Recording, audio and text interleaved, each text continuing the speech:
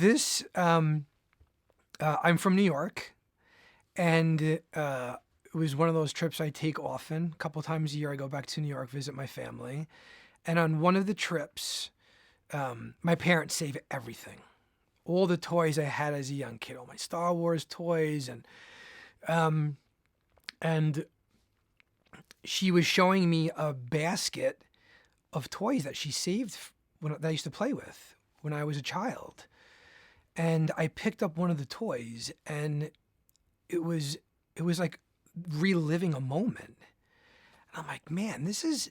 And then I started talking to friends. I'm like, you ever find your old childhood toys and you touch them and you look at them? You can almost smell like where you were as a kid when you were 7. And then I became obsessed with the idea of like, there's something to finding older toys. It's almost like a time machine. It takes you back, and it almost gives you that spark. It gives you that point of view like, oh yeah, I remember when I was a child and I was so happy just to play with the toy and being lost in it and creating narratives. Um, and that's how the very first idea came about for this film. So this being a character that I created, I knew exactly who who I thought she was going to be. So, you develop a character, and in your mind, you're like, oh yeah, there are certain actors you're like, yeah, that'd be perfect for them.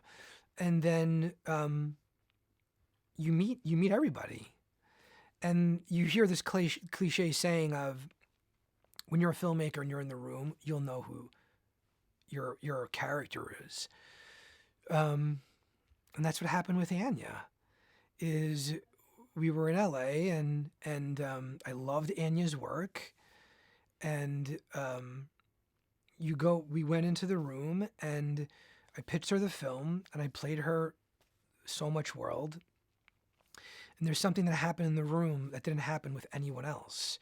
I felt very emotional, and I can feel her connecting to the character. And when I looked over at her watching the animatic of the song, I just felt this emotional connection to her, thinking of Marla being Marla. And then the moment after the meeting, I'm like, I found Marla, I found her. And she asked all the right things. She was completing my sentences. We did a bunch of phone calls afterwards talking about the character. If I had an idea, I would tell her, then she would finish. And she helped create the character. And, knowing that this is a movie that has a live action musical number, it was wonderful. So Rex Dasher, we thought when we crafted him, um, there was the way to cast, which is, you do a contemporary style 007 type character.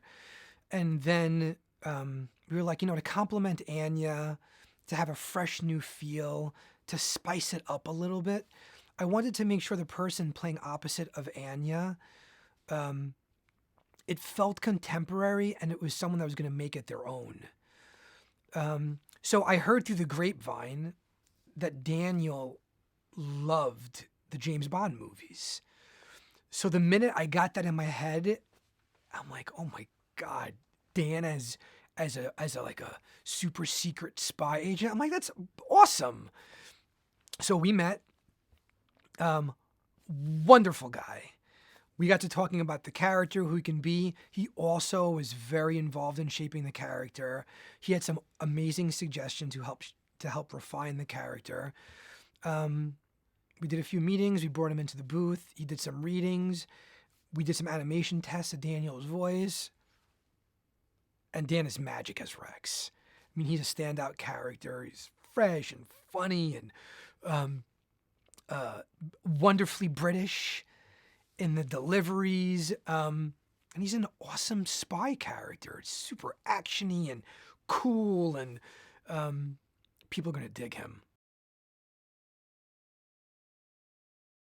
It's terrifying.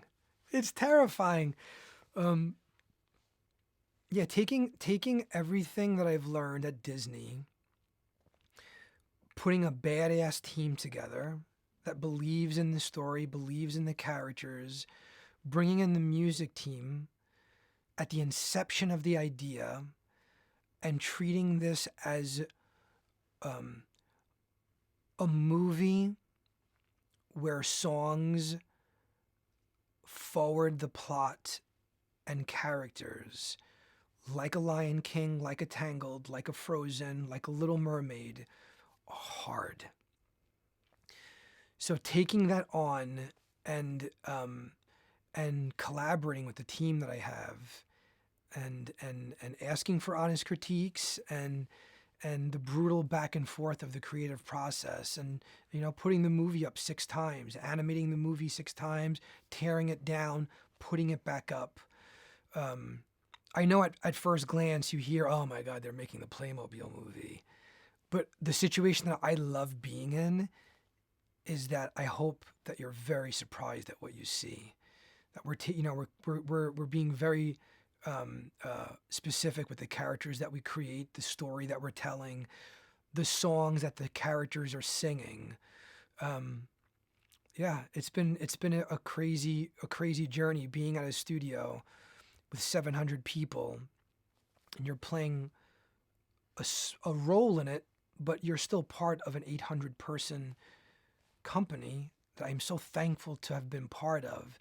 And now being out in the wild by myself, having an idea, pitching a story, having producers that believe in it, doing the road show, going around LA and the rest of the world and pitching this idea, to finally be at a moment where you're wrapping the film up, hearing an orchestra play the songs that you crafted for characters that were bubbling in your head just years ago, is amazing and terrifying. Yeah, it's I think one of the things that made me even want to write this story is when life gets hard, you need to find time to make yourself happy. You need to do you. And when you're young and you're thinking of the dreams and the quality of, or not having barriers and reaching for what you want out there. And the reality of being an adult is life is hard. The balancing act of work and having a family, and trying to be a good parent, and Marla. It's something that Marla in the film, she's taking care of her brother, and is she doing a good enough job? Something as a dad, I always think, am I doing a good enough job as a parent? But yeah, finding that spark, finding that little bit of fun, and every once in a while, stop and have some fun.